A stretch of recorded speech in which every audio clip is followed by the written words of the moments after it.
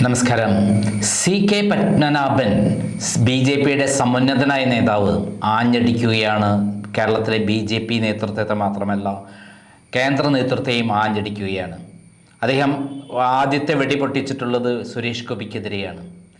സുരേഷ് ഗോപിയോട് എനിക്ക് വിരോധമൊന്നുമില്ല, പക്ഷേ അദ്ദേഹം കോൺഗ്രസ്സുകാരനാണ്, അദ്ദേഹം BJPക്കാരനല്ല എന്ന് അദ്ദേഹം പ്രഖ്യാപിക്കുകയാണ്. അദ്ദേഹം പറഞ്ഞ വാക്കുകളൊന്ന് കേട്ട് നോക്കാം കൃത്യമായിട്ട്.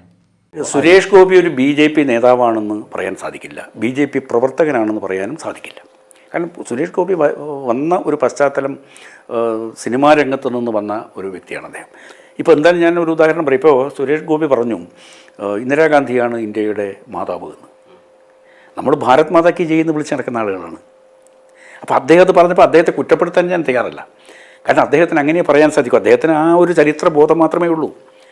അദ്ദേഹം സിനിമാ രംഗത്ത് നിന്ന് വന്ന ആളാണ്. അപ്പോൾ എനിക്ക് ഒരുപാട് മെസ്സേജ് കേരളത്തിൽ നിന്ന് പുറത്തുനിന്ന് വന്നു. എന്താണ് ഇദ്ദേഹം പറഞ്ഞുകൊണ്ട് നടക്കുന്നത്? നമ്മുടെ ഭാരതത്തിൻ്റെ മാതാവാണ് ഇന്ദിരാഗാന്ധി എന്ന് പറയുന്നത്. അതെങ്ങനെയാണത് നമുക്ക് സ്വീകരിക്കാൻ വേണ്ടി സാധിക്കുക? കേട്ടല്ലോ, വളരെ വ്യക്തമായിട്ടാണ് അദ്ദേഹം പറഞ്ഞത്. പുതിയതായി വരുന്ന ആളുകൾക്ക് പ്രാധാന്യം കൊടുക്കുന്നു. പുതിയതായ ആളുകൾ പാർട്ടിയിലേക്ക് വരുമ്പോൾ എന്തിനാണ് വരുന്നത്, അവരെന്തിനാണ് കോൺഗ്രസിൽ നിന്നും മറ്റുള്ള പാർട്ടികളിൽ നിന്ന് ഇങ്ങോട്ട് വരുന്നത് എന്ന് ആലോചിക്കുന്നില്ല.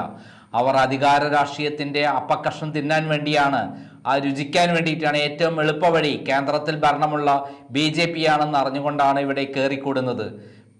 അങ്ങനെ കയറിക്കൂടിയ ഒരാളാണ് അബ്ദുള്ളക്കുട്ടി.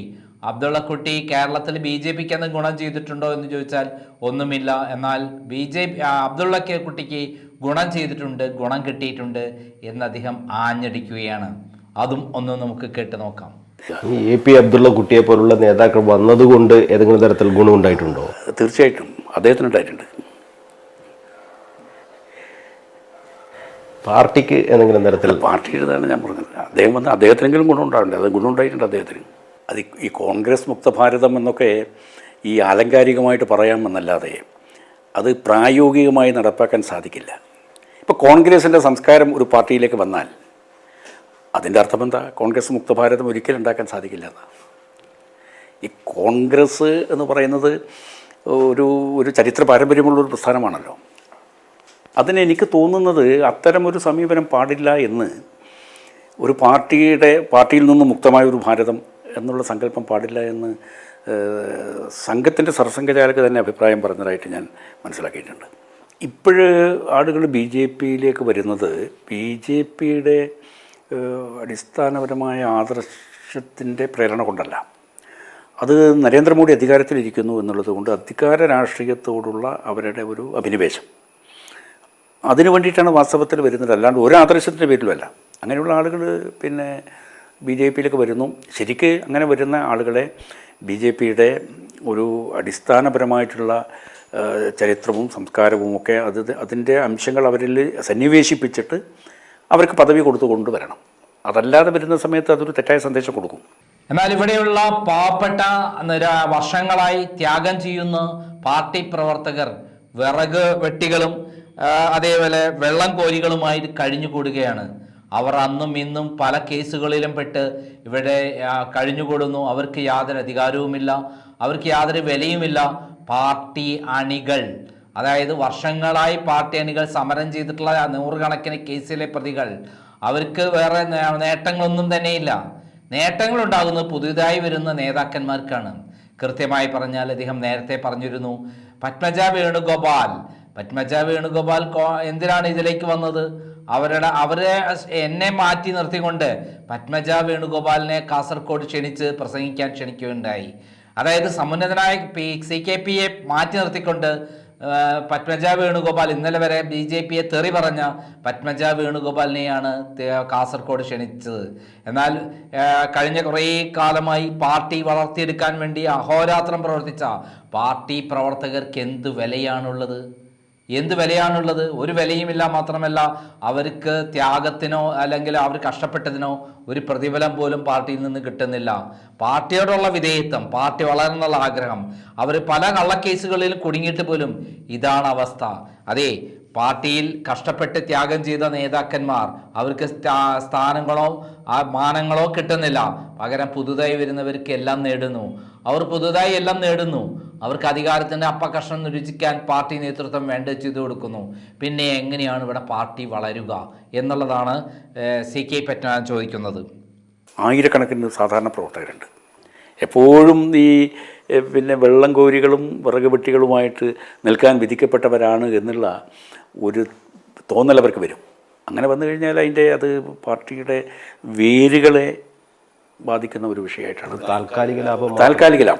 താൽക്കാലിക ലാഭം മാത്രമായിട്ടേ വരൂ. ഏതെങ്കിലും ഘട്ടത്തിൽ BJP ഒന്ന് ക്ഷയിക്കുകയാണെങ്കിൽ അവർ നേരെ മാറും, നേരെ പോകും, നിൽക്കില്ല.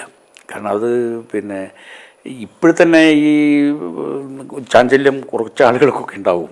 കാരണം ഇപ്പോൾ വീണ്ടും മോഡി അധികാരത്തിൽ വന്നതുകൊണ്ടാണ്. അപ്പോൾ പ്രതിപക്ഷം ശക്തിപ്പെട്ട് വരുന്നു എന്ന് കാണുമ്പോൾ അതിൻ്റെ ചാഞ്ചല്യം കാണിക്കുന്ന ആളുകളുണ്ട്. ഇങ്ങനെയുള്ള ആളുകൾ പ്രത്യേക വേറൊരു പശ്ചാത്തലത്തിൽ നിന്ന് വരുന്ന ആളുകളാണ്.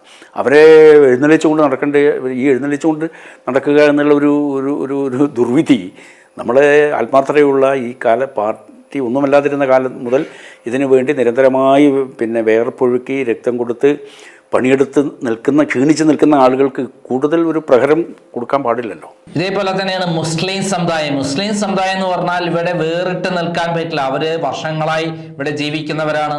അവർ മജ്ജയും മാംസവും എന്ന പോലെ ഇവിടെ എല്ലാ സമുദായങ്ങളുമായിട്ടും ഒട്ടിപ്പിടിച്ച് ഒരുമിച്ച് നടക്കുന്നവരാണ്.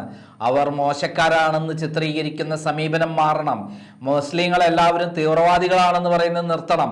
ഹിന്ദുക്കളിലും ക്രിസ്ത്യാനികളിലും ഇത്തരത്തിലുള്ള തീവ്രവാദികളുണ്ട്. അതുകൊണ്ട് അത്തരം ആളുകളെ അങ്ങനെ മുസ്ലിം ലീഗുകളെ മാറ്റി നിർത്തുന്നത് വലിയ തിരിച്ചടി തന്നെ കിട്ടും. ഇത്തവണ അതുതന്നെയാണ് കേരളത്തിൽ മാത്രമല്ല ഇന്ത്യയിൽ മുസ്ലിങ്ങളെ മുഴുവൻ വളരെ മോശക്കാരായി ചിത്രീകരിച്ചുകൊണ്ട് പ്രചരണം നടത്തുകയുണ്ടായി. അദ്ദേഹം ശരിക്കും പറഞ്ഞാൽ നരേന്ദ്രമോദിയെയാണ് അടിച്ചിരിക്കുന്നത്. നരേന്ദ്രമോദിയാണ് ഇന്ത്യയിൽ മുസ്ലിങ്ങൾക്കെതിരെ ആഞ്ഞടിച്ചുകൊണ്ട് ഹിന്ദുക്കൾക്ക് വേണ്ടി സംസാരിച്ചത്, പ്രചരണം അഴിച്ചുവിട്ടത്. ആ അഴിച്ചുവിട്ട മോദിക്കെതിരെയാണ് ശരിക്കും പറഞ്ഞാൽ ഈ CK പത്മനാഭൻ തുറന്നടിച്ചിരിക്കുന്നത്.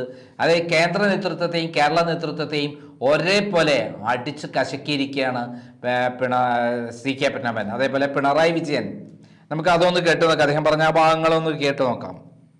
ബംഗാളിലെയും ത്രിപുരയും പോലെയാകുന്നു എന്ന് വിശ്വസിക്കാൻ പറ്റില്ല. അത്തരം അവസ്ഥ ഉണ്ടാകില്ല. ഇല്ല, കാരണം ഇവിടെ കുറച്ചുകൂടി അവരുടെ സംഘടനാപരമായ നെറ്റ്വർക്ക് ശക്തമാണ്.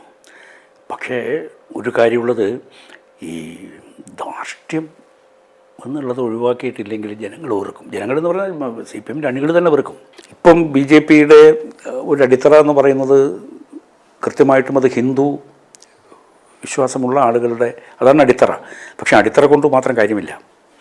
അതിൻ്റെ ന്യൂനപക്ഷ സമുദായങ്ങൾ വളരെ പ്രബലമാണ്. കേരളത്തിൽ വളരെ പ്രബലമായിട്ടുള്ള സമുദായമാണ്. ക്രിസ്ത്യൻ മാത്രമല്ല, മുസ്ലിം സമുദായം വളരെ പ്രബലമാണ്. മുസ്ലിം സമുദായം എന്ന് പറയുന്നത് നമ്മുടെ നാട്ടിൻ്റെ ഒരു മജ്ജയും മാംസവുമായിട്ടുള്ള പിന്നെ ഒരു സമുദായമാണത്. നമ്മുടെ കൂടെ എത്രയോ നൂറ്റാണ്ടുകളായിട്ട് കഴിയുന്ന ആളുകളാണ് അവർ. ഒരു കുറച്ച് തീവ്രവാദികളുണ്ടാവാം, കുറച്ചാളുകളുണ്ടാവാം എന്ന് പറഞ്ഞാൽ ഒരു സമുദായം മൊത്തത്തിൽ എങ്ങനെ തീവ്രവാദിയാകുക? അങ്ങനെ കുറച്ച് മോശക്കാർ ഹിന്ദുക്കളിലില്ലേ, ക്രിസ്ത്യാനികളിലില്ലേ? ഏറ്റവും പ്രധാനം അദ്ദേഹം പറഞ്ഞിട്ടുള്ളത് കഴിഞ്ഞ 10 വർഷമായി ഇന്ത്യയിൽ ജനാധിപത്യം തകർന്നുകൊണ്ടിരിക്കുകയായിരുന്നു എന്നുള്ളതാണ്. അത് നരേന്ദ്രമോദിക്കെതിരെ ആഞ്ഞടിച്ചിരിക്കുന്നു. വീണ്ടും അദ്ദേഹം പറഞ്ഞു, ഇപ്പോൾ മാത്രമാണ് പ്രതിപക്ഷം വന്നത്, ഇപ്പോൾ മാത്രമാണ് പ്രതിപക്ഷ നേതാവ് വന്നത്, ഇപ്പോഴാണ് ജനാധിപത്യം ഉണ്ടായി എന്ന് നമുക്ക് തോന്നുന്നത്. വർഷങ്ങളായി അത് നഷ്ടപ്പെട്ടിരുന്നു. കേരളത്തിൽ, ഇന്ത്യയിൽ നഷ്ടപ്പെട്ടിരുന്നു.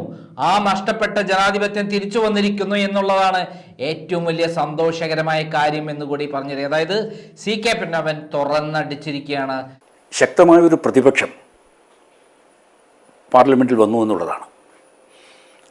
ആ ശക്തമായ പ്രതിപക്ഷത്തിൻ്റെ അഭാവം കഴിഞ്ഞ 10 വർഷം നമ്മുടെ നാട്ടിലെ ജനാധിപത്യ വ്യവസ്ഥയെ അലട്ടിക്കൊണ്ടിരുന്ന ഒരു പ്രധാനപ്പെട്ട പ്രശ്നമായിരുന്നു.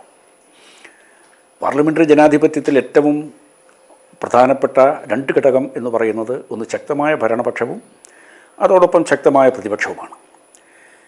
പക്ഷേ 2014 തെരഞ്ഞെടുപ്പിന് ശേഷം പ്രതിപക്ഷ നിര ദുർബലമായതായിട്ടാണ് നമുക്ക് കാണാൻ വേണ്ടി കഴിഞ്ഞത്. ഒരു പ്രതിപക്ഷ നേതൃസ്ഥാനം ഏറ്റെടുക്കാനുള്ള ഒരു അവസ്ഥ പോലും പ്രമുഖമായിട്ടുള്ള കോൺഗ്രസ്സിന് ലഭിച്ചില്ല. അത് നമ്മുടെ ജനാധിപത്യത്തിൻ്റെ ഒരു ക്ഷീണമാണ് എന്നാണ് എൻ്റെ വ്യക്തമായിട്ടുള്ള അഭിപ്രായം. 2024 പാർലമെൻറ്റ് തെരഞ്ഞെടുപ്പിൻ്റെ ജനവിധി എന്ന് പറയുന്നത് അതിൽ പഠിക്കേണ്ട ഏറ്റവും പ്രധാനപ്പെട്ട വിഷയം ഭരണപക്ഷത്തോടൊപ്പം കിടപിടിക്കാവുന്ന വിധത്തിൽ ശക്തമായ ഒരു പ്രതിപക്ഷ നിരയുടെ സാന്നിധ്യം നമ്മുടെ പാർലമെൻറ്റിൽ വന്നു കഴിഞ്ഞു എന്നുള്ളതാണ്. BJPയുടെ പോക്ക് ശരിയായ പാതയിലല്ല. കാണുന്ന അണ്ടനെ അടകോടനെയും എല്ലാം പാർട്ടിയിലേക്ക് കൊണ്ടുവന്ന് ഇന്നലെ വരെ കഷ്ടപ്പെട്ട നേതാക്കന്മാരെയൊക്കെ മാറ്റി നിർത്തി ഇവർക്ക് പ്രാധാന്യം കൊടുത്ത് ഇവരെയും കൊണ്ട് എഴുന്നള്ളിച്ച് നടക്കുന്ന പരിപാടിയാണ് BJPക്കുള്ളത്. അത് പാർട്ടിയെ ഇല്ലാതാക്കും. ഇന്നലെ പ്രത്യേകത കൂടിയുണ്ട്. ഡൽഹിയിൽ ഇന്ത്യയിൽ നടന്ന 7 സംസ്ഥാനങ്ങളിലേക്ക് നടന്ന ഉപതെരഞ്ഞെടുപ്പുകളിൽ BJP തോറ്റ് തുന്നം പാടിയിരിക്കുകയാണ്. ആ തോറ്റു തുന്നം പാടിയിരിക്കുന്നൊരവസ്ഥയിൽ പാർട്ടിക്കുണ്ടായിട്ടുള്ള തിരിച്ചടി അതേ നിമിഷത്തിൽ തന്നെയാണ് പാർട്ടിയിലെ പ്രമുഖനായ നേതാവ് CK പത്മനാഭൻ തുറന്നടിക്കുന്നത് എന്നുകൂടി മനസ്സിലാക്കേണ്ടതുണ്ട്. കേരളത്തിലെ BJP നേതൃത്വത്തിനെതിരെ മാത്രമല്ല കേന്ദ്ര നേതൃത്വത്തെ മുൾമുനയിൽ നിർത്തിക്കൊണ്ടാണ് CK പത്മനാഭൻ തുറന്നടിച്ചിരിക്കുന്നത്. കേരളത്തിലെ പാവപ്പെട്ട പാർട്ടി പ്രവർത്തകർക്ക് വേണ്ടി കൂടിയാണ് അദ്ദേഹം തുറന്നടിച്ചിരിക്കുന്നത് എന്ന് നമുക്ക് മനസ്സിലാക്കാം. കണ്ണൂർ വിഷൻ എന്ന് പറയുന്ന ചാനലിലാണ് അവരുടെ ഈ ഇൻ്റർവ്യൂ പുറത്തു വന്നിരിക്കുന്നത്. അത് ശക്തമായ രൂപത്തിൽ കേരളത്തിൽ BJP പ്രവർത്തകരുടെ വികാരമാണ് അദ്ദേഹം പറഞ്ഞിരിക്കുന്നത് എന്നുള്ള കാര്യത്തിൽ യാതൊരു സംശയമില്ല. നന്ദി, നമസ്കാരം.